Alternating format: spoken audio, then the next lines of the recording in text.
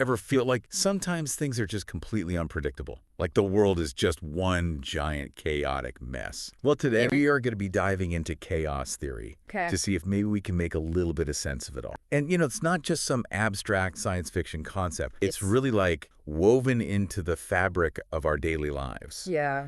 From like weather patterns to traffic jams. And even those moments where you just know you're going to hit every single red light. Oh, yeah, absolutely. Happens to me all the time. We've got some really cool research here. Academic papers, military analyses, you name it, that will hopefully help us kind of unpack this whole idea of finding order within chaos. Okay, so you've hit the nail on the head right there. What's so interesting to me about chaos theory is that it really challenges this whole idea of randomness. We often see chaos and just assume it's just a bunch of unconnected events. It's just totally random. Yeah.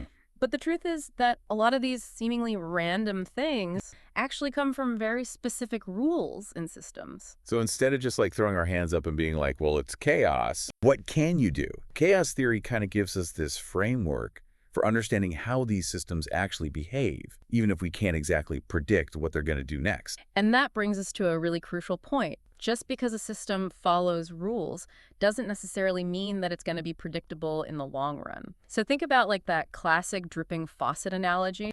If you have a slow drip, it's very predictable, but then you crank up the water flow and all of a sudden you have all these chaotic splatter. Same faucet, same water, but a totally different outcome. And it's almost like that feeling when you're running late. Everything that can go wrong does go wrong. Like you spill your coffee, you miss the bus, and then you're stuck in traffic. Feels random, but maybe there's some hidden order to that chaos. There might be. That we just haven't figured out yet. Yeah, and so, that dripping faucet, it demonstrates a very key concept. The idea of what's called a dynamical system, which is basically just a system that changes over time. Oh, right. Now, not all dynamical systems are chaotic, but the ones that exhibit certain characteristics, like what's called nonlinearity, where a small change can cause a huge effect. So it's not just a one-to-one relationship between cause and effect. So nonlinearity is basically saying that sometimes a butterfly flaps its wings and a hurricane happens. Not exactly. Yeah. That brings us to the famous and often misunderstood butterfly effect, Right. which I think is a really powerful illustration of how these tiny variations in initial conditions can lead to drastically different outcomes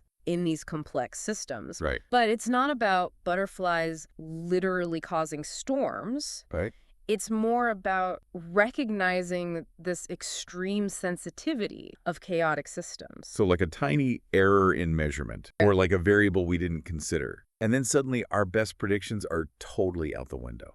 Yeah, they're useless. That's why things like long-term weather forecasts are so difficult. So does this mean that we're just totally at the mercy of chaos? Is there anything we can actually do to manage these systems? Or are we just along for the ride? That's where chaos theory gets really interesting. It doesn't tell us to give up. It actually suggests more of a shift in perspective. So think about trying to predict the exact path of a single leaf that's caught in a really turbulent river. Right, so that leaf is just going wherever the current takes it. You'd be chasing it forever. Yeah, it feels impossible to control. But we can still understand the river's overall flow, right? Right. So in chaos theory, we do this by studying what are called attractors. Okay. And they're like visual representations of how a chaotic system tends to behave over time. So instead of focusing on predicting the path of that one leaf, we're looking for patterns in the river's flow to get a sense of where it might end up. Precisely. And those patterns, those attractors, can actually give us some really valuable insights for managing complex systems. It's about identifying probabilities and then making more informed decisions. In fact, there's some really specific applications of this in fields you might not expect, like military strategy. Chaos theory on the battlefield. Yeah, so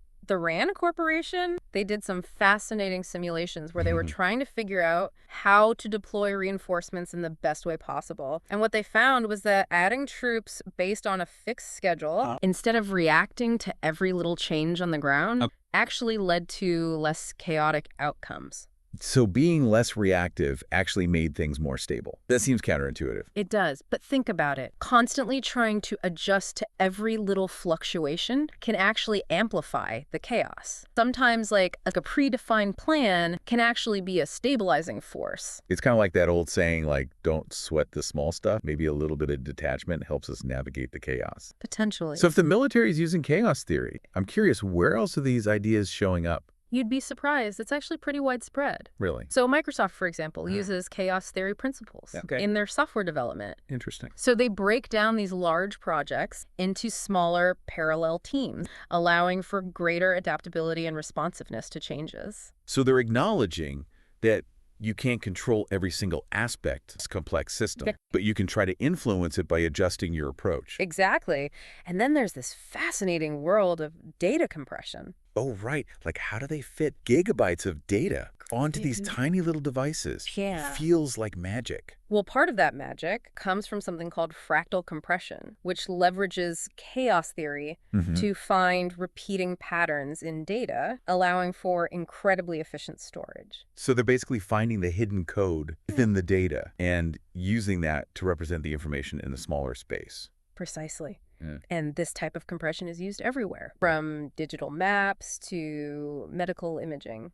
That's really cool. Wow. It's incredible to think that something like chaos theory, something so abstract, has all these like real world applications like software development and data compression. Yeah, for sure. Makes you wonder, like, where else could we apply these principles? Like, what about in our own lives, in how we make decisions, how we interact with each other, how we experience emotions? Well, remember those feedback loops that we were talking about earlier? Those play a huge role in our own life, in shaping our behavior and our experiences. So are you saying that my daily struggle to resist that second slice of cake is actually like a chaotic event governed by feedback loops? In the strictest sense. Okay. But it definitely involves feedback loops. So you see the cake, it triggers a craving. Right. Your brain releases dopamine. You feel good. Yeah. But then maybe later you feel guilty or you regret it. Right. Which then influences your choices the next time you see cake. It's like this constant cycle of stimuli and reaction and consequences. Okay, so if our brains are essentially these complex systems that are being influenced by feedback loops and non-linearity, does that mean that we're just like slaves to our impulses? No, not at all. Chaos doesn't negate free will. Okay. Our brains are incredibly complex, capable of learning and adapting and making conscious choices that can actually override those impulsive feedback loops. Okay. Chaos theory just provides a framework for understanding all those forces at play. So it's not about denying the chaos. It's about recognizing it and learning to navigate it. Yeah. Kind of like those military strategists we were talking about who realize that sometimes a little rigidity can actually be a good thing. Exactly. And that brings us to, some practical applications of chaos theory in our own life. Number one, we have to accept that some things are just inherently unpredictable.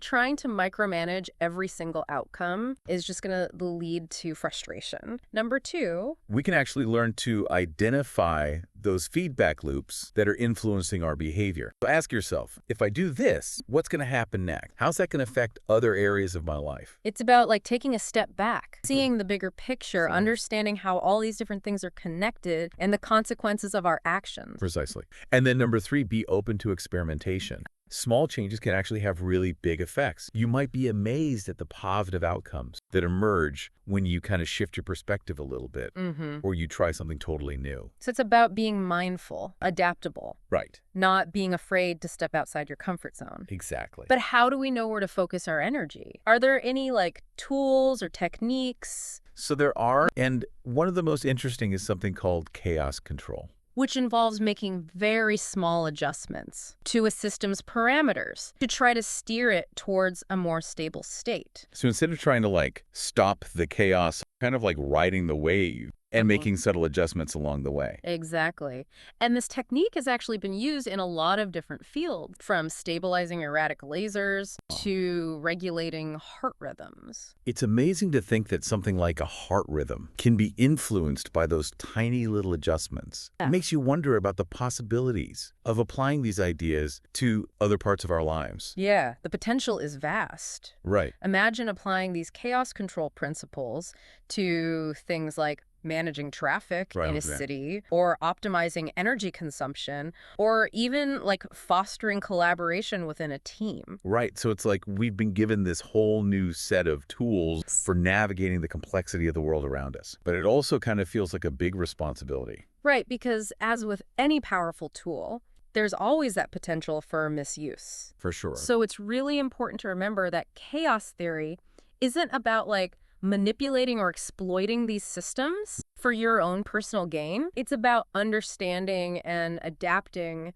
and working in harmony with those natural forces at play. It's about understanding that we're a part of this bigger system and that we have to act with responsibility. Precisely. It's kind of crazy to think that even like our smallest actions can have a ripple effect and, really impact the world around us. Yeah. I feel like I'm starting to see things a little bit differently now. In what way? Like even those frustrating traffic jams or like those random encounters that we have that, really end up shaping our life. Maybe there's this hidden order to it all. Well, I think that's the beauty of chaos theory, is that it really encourages us to see the world through this new lens. It doesn't necessarily give us those easy answers or simple solutions, but it gives us a framework for understanding the complexity that surrounds us. Yeah, we've talked a lot about the challenges of like predicting and controlling these chaotic systems. Yeah.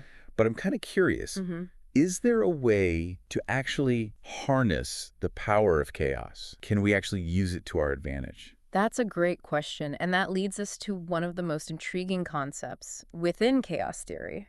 The idea that those small changes that we were talking about have these huge impacts. We touched on this with the butterfly effect. Right.